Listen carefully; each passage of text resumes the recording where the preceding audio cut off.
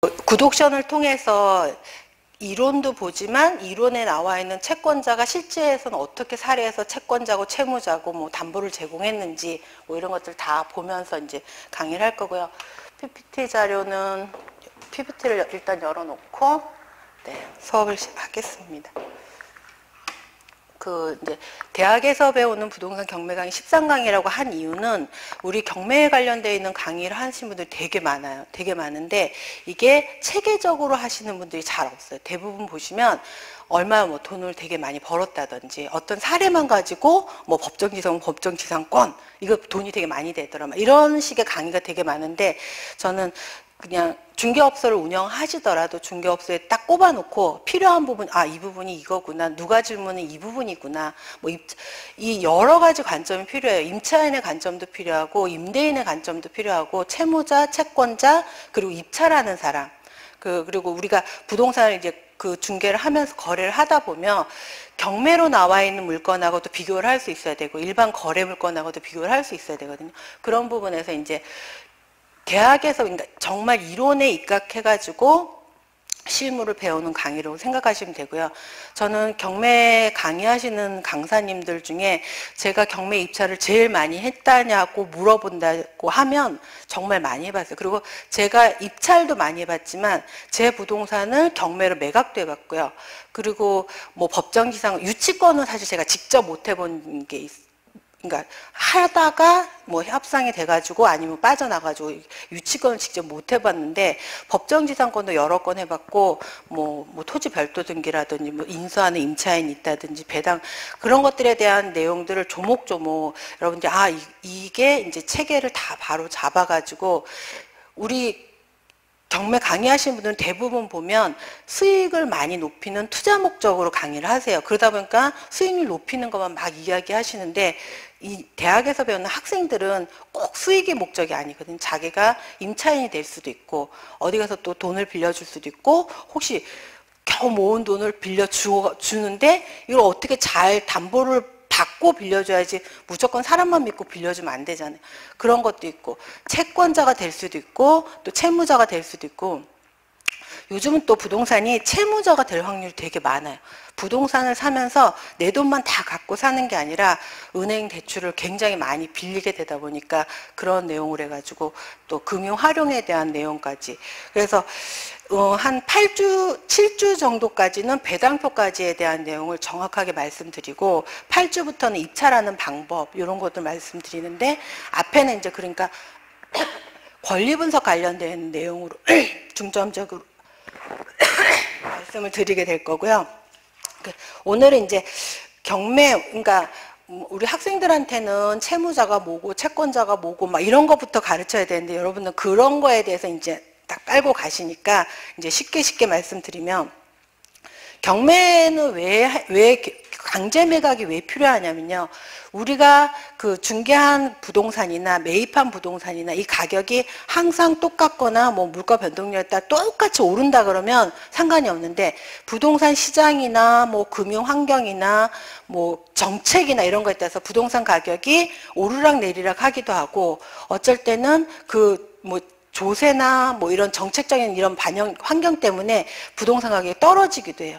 그래서 우리가 맨 처음 매매 가격에서 딱 정형화돼 가지고 쭉 뭐 오른다 그러면 그거에 맞춰 가지고 물가 상승률을 맞춰 가지고 임차 계약도 이렇게 하면 되지만 지금 이제 강제 매각이 필요한 이유는 아까 말씀드렸듯이 우리가 가지고 있는 부동산에 설정된 채권액이 이 부동산의 가격보다 훨씬 많아요. 많다 보니까 이 사람들을 채권자가 경매를 신청해서 그 채권으로 매각된 부동산의 매각 대금으로 여기에 더 많은 권리자들을 채권자들을 나눠줘야 되는데 나눠주는 내용이 이 사람들이 채권자가 가지고 있는 권리가 무엇이냐 뭐 채권이냐 물건이냐 뭐 언제 설정을 했느냐 그리고 그 가지고 있는 권리가 어떤 성질 이런 거에 따라서 순서나 권리의 성질에 따라서 이런 것들이 다 달라지거든요. 그러니까 뭐 3억짜리 부동산을 매입했다. 근데 거기에는 사실 봤더니 5억의 채권자가 있는 거예요. 근데 5억의 채권자를 3억짜리 부동산 우리가 경매로 감정평가가 3억에 평가된 부동산 우리가 3억에 입찰을 하진 않잖아요. 우리가 수고를 하고 권리 분석도 하고 직접 중개업소 가가지고 뭐 이 부동산 얼마예요 해가지고 3억짜리 뭐 500만 깎아가지고 2억 9,500에 사면 순조로울 걸 갖다 우리는 경매로 그거에 대한 뭐 90%는 요즘 주거용 부동산 많이 올랐다고 하더라도 90%나 80% 요 수준에서 매입을 하게 되는 게 경매잖아요.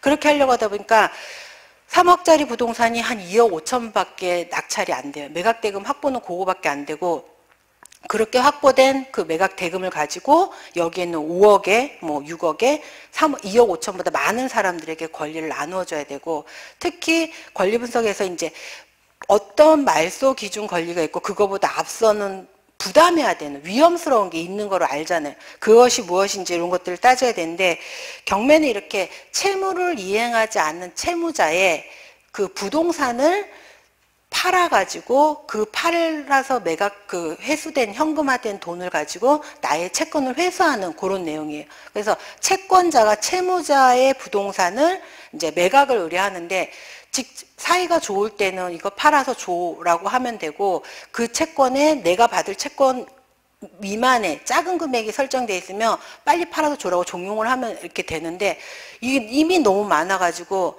팔아도 어떻게 방법이 없을 때는 어떻게 멱살을 잡을 수가 없는 거예요. 그래서 이제 법원에다가 의뢰를 하게 되죠. 법원에다가 채무자의 부동산이 있는 소재지 관할 법원에다가 경매를 신청하게 됩니다. 그 경매를 신청한 사람은 채권을 받아야 되는, 그죠? 채권이 있는 채권자겠죠. 채권자가 이제 관할 소재지 법원에다가 경매를 신청하며 관할 소재지 법원에서 그 경매를 접수받아가지고 경매를 접수받는다는 게 채권자가 채무자의 부동산을 매각을 의뢰하는 거를 판결 절차를 통해서 받아가는 거예요. 그러다 보니까 이거 경매에 관련된 신청하면은 경매 신청해서 접수되면 그때부터는 사건이 됩니다. 경매 사건이 돼서 경매 사건에는 이렇게 뭐 2014년도에 접수가 됐다 그러면 2014년 타경에 뭐 1, 2, 3, 4 접수된 순서대로 해가지고 그렇게 경매가 진행이 되고 지금은 2015년 11월인데 그 경매 사건이 지금도 2014년 건들이 많이 진행이 되고 있어요. 그런 내용이 채권자가 내 채권을 회수하려고 채무자의 부동산을 찾아가지고 아니면 원래 그 담보했었던 물건을 이제 그거 찾아서 그 부동산을 경매를 신청했는데 하고 나서 보니까 거기에 더 많은 채권이 설정되어 있을 수도 있고 뭐 그런 여러 가지 상황들이 있잖아요. 그러니까 그러는 사이에 그래서 경매를 신청했을 당시하고 이게 매각됐을 당시하고는 또 가격 차이가 또 있는 거예요.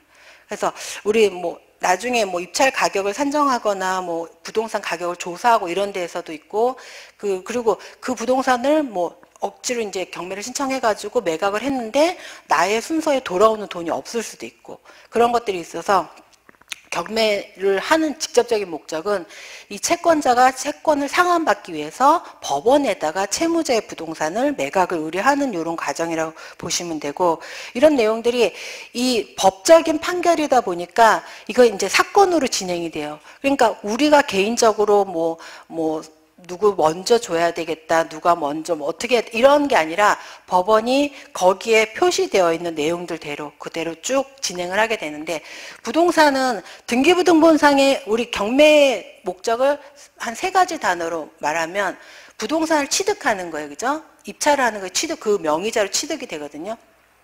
취득을 하는데 소유권을 안전하게 가지고 올 수 있는 거, 그죠? 뭐 부담이나 위험 같은 거 다 제거하고 안전하게 가지고 올 수 있는 게 그러니까 취득하는 부동산을 안전하게 권리를 취득하는 건데 이 취득하는 부동산의 권리를 안전하게 하면서도 상대적으로 가격도 저렴하게 받아야 되는 거예요. 이 3가지 조건을 맞춰야 돼요. 부동산을 취득하되 안전하게 아니면 그 저렴하다는 내용에는 인수돼야 되는 비용이나 부담해야 되는 비용이나 권리가 있다 그러면 금액에서 그만큼을 제한 금액만큼 빠질 때까지 기다려야 되는 내용. 그런 내용을 해가지고 이 경매를 이제 하는 목적이라 그러면 일반적으로 개인이 할 수 없는 만약에 예를 들어서 뭐 그런 거 되게 많은데 한번 우리가 이제 이런 부동산이 있어요, 그죠? 부동산이 이게 3억짜리예요. 3억짜리 부동산인데 이 부동산을 우리는 경매로는 2억 4